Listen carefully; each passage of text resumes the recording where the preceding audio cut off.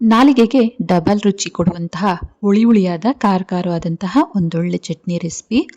Hi hello ಎಲ್ಲರಿಗೂ ನಮಸ್ಕಾರ. ಜ್ಯೋತಿ ಪಾಕಶಾಲೆಗೆ ತಮ್ಮೆಲ್ಲರಿಗೂ ಸ್ವಾಗತ.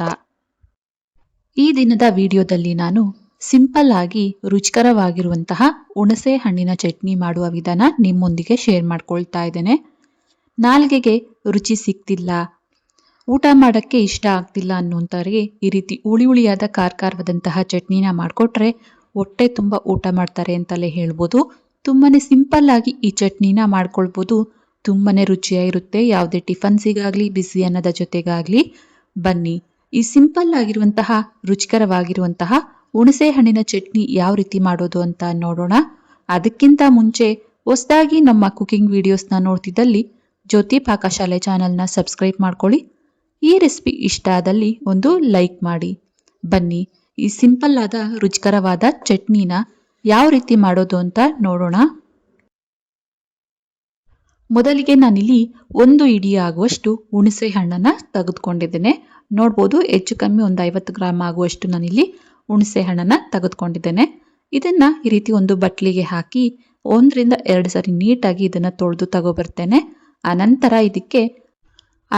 ಇದಕ್ಕೆ ಹುಣಸೆ ಹಣ್ಣು ಮುಳುಗುವಷ್ಟು ಮಾತ್ರ ಒಂದು ಟೀ ಗ್ಲಾಸ್ ಆಗುವಷ್ಟು ನೀರನ್ನ ಸೇರಿಸಿ ಇದನ್ನ ಒಂದು 5 ರಿಂದ 10 ನಿಮಿಷ ನೆನೆಸಿಡ್ತಾ ಇದ್ದೇನೆ. ಈಗ ನೆನೆಸಿಟ್ಟಂತಹ ಹುಣಸೆ ಹಣ್ಣನ್ನ ಮಿಕ್ಸಿ ಜಾರಿಗೆ ಸೇರಿಸ್ಕೊಳ್ತಾ ಇದ್ದೇನೆ.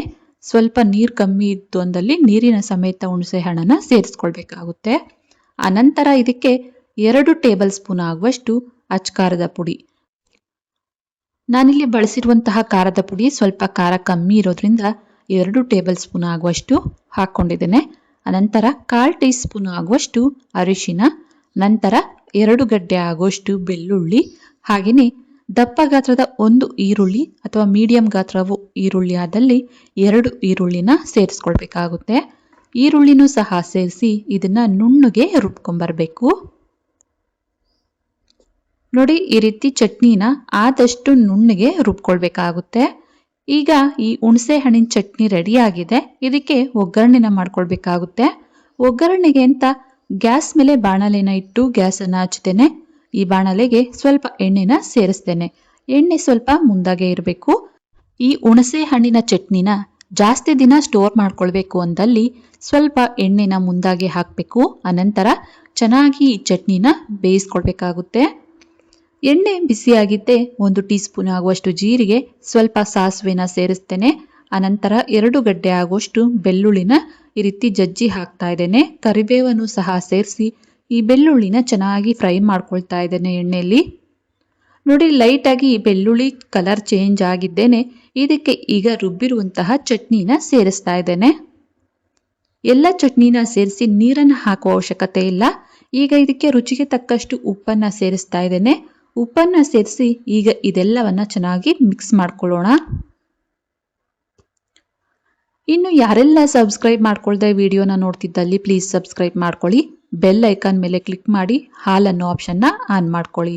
ನಾನು ಯಾವುದೇ ಹೊಸ ವಿಡಿಯೋನ ಅಪ್ಲೋಡ್ ಮಾಡಿದ್ರೂ ನಿಮಗೆ ನೋಟಿಫಿಕೇಶನ್ ಬರುತ್ತೆ. ಒಗ್ಗರಣೆ ಹಾಗೂ ಚಟ್ನಿ ಎಲ್ಲ ಚೆನ್ನಾಗಿ ಮಿಕ್ಸ್ ಆಗೋ ರೀತಿ ಇದೆಲ್ಲವನ್ನ ಚೆನ್ನಾಗಿ ಮಿಕ್ಸ್ ಮಾಡಬೇಕಾಗುತ್ತೆ. ನಾವಿಲ್ಲಿ ಚಟ್ನಿ ರುಬ್ಬಬೇಕಾದ್ರೆ ಅಥವಾ ಒಗ್ಗರಣೆಗೆ ಚಟ್ನಿನ ಹಾಕಬೇಕಾದ್ರೆ ನೀರನ್ನ ಬಳಸಿದೀವಿ ಅಂದಲ್ಲಿ ಜಾಸ್ತಿ ಹೊತ್ತು ಈ ಚಟ್ನಿನ ಕುದಿಸ್ಬೇಕಾಗುತ್ತೆ. ಹಾಗಾಗಿ ನೀರನ್ನ ಹೆಚ್ಚಾಗಿ ಬಳಸಲಿಕ್ಕೆ ಹೋಗ್ಬಾರ್ದು. ಇದೆಲ್ಲವನ್ನ ಚೆನ್ನಾಗಿ ಮಿಕ್ಸ್ ಮಾಡಿದ್ದೇನೆ. ಲಿಡ್ಡನ್ನ ಕ್ಲೋಸ್ ಮಾಡಿ ಒಂದು 2 ರಿಂದ 3 ನಿಮಿಷ ಲೋ ಫ್ಲೇಮಲ್ಲೇ ಈ ಚಟ್ನಿನ ಕುದಿಸ್ಕೊಳ್ಬೇಕಾಗುತ್ತೆ. ನೋಡಿ, ಚಟ್ನಿ ಎಲ್ಲ ಚೆನ್ನಾಗಿ ಬೆಂದಿದೆ. ಸೈಡಲ್ಲೆಲ್ಲ ಎಣ್ಣೆ ಬಿಟ್ಕೊಂಡಿದೆ. ಈ ಹದಕ್ಕೆ ನಾವು ಈ ಚಟ್ನಿನ ಚೆನ್ನಾಗಿ ಕುದಿಸ್ಬೇಕಾಗುತ್ತೆ. ನೋಡಿ, ಈಗ ಹುಣಸೆ ಹಣ್ಣಿನ ಚಟ್ನಿ ರೆಡಿ ಆಗಿದೆ. ಈಗ ಗ್ಯಾಸ್ ಅನ್ನ ಆಫ್ ಮಾಡ್ತೇನೆ. ಈ ರೆಡಿ ಆಗಿರುವಂತಹ ಚಟ್ನಿನ ಒಂದು ಬಟ್ಲಿಗೆ ಸರ್ವ್ ಮಾಡ್ತೇನೆ.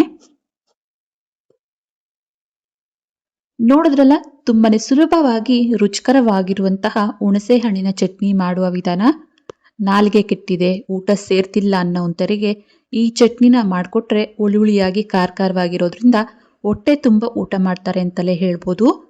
ತುಂಬಾನೇ ರುಚಿಯಾಗಿರುತ್ತೆ ಈ ಚಟ್ನಿ ರೆಸಿಪಿ ಅಂತೂ ಯಾವುದೇ ಟಿಫನ್ಸಿಗಾಗ್ಲಿ ಅಥವಾ ಬಿಸಿ ಅನ್ನದ ಜೊತೆಗಾಗ್ಲಿ. ಈ ಹುಣಸೆ ಹಣ್ಣಿನ ಚಟ್ನಿ ರೆಸಿಪಿ ನಿಮಗೆ ಇಷ್ಟ ಆಗಿದೆ ಅನ್ಕೊಳ್ತೇನೆ. ಇಷ್ಟ ಆದಲ್ಲಿ ಈ ವಿಡಿಯೋಗೊಂದು ಲೈಕ್ ಮಾಡಿ. ಇನ್ನು ಯಾರೆಲ್ಲ ಸಬ್ಸ್ಕ್ರೈಬ್ ಮಾಡ್ಕೊಳ್ದೆ ವಿಡಿಯೋನ ನೋಡ್ತಿದ್ದಲ್ಲಿ ಪ್ಲೀಸ್ ಸಬ್ಸ್ಕ್ರೈಬ್ ಮಾಡ್ಕೊಳ್ಳಿ. ಈ ರೆಸಿಪಿ ಹೇಗನಿಸ್ತು ಅಂತ ಕಮೆಂಟ್ ಮಾಡಿ. ಹಾಗೇನೆ ಈ ರೆಸಿಪಿ ಇಷ್ಟ ಆದಲ್ಲಿ ನಿಮ್ಮ ಫ್ರೆಂಡ್ಸ್ ಅಂಡ್ ಫ್ಯಾಮಿಲಿ ಮೆಂಬರ್ಸ್ಗೆ ಈ ವಿಡಿಯೋನ ಶೇರ್ ಮಾಡಿ. ಧನ್ಯವಾದಗಳು.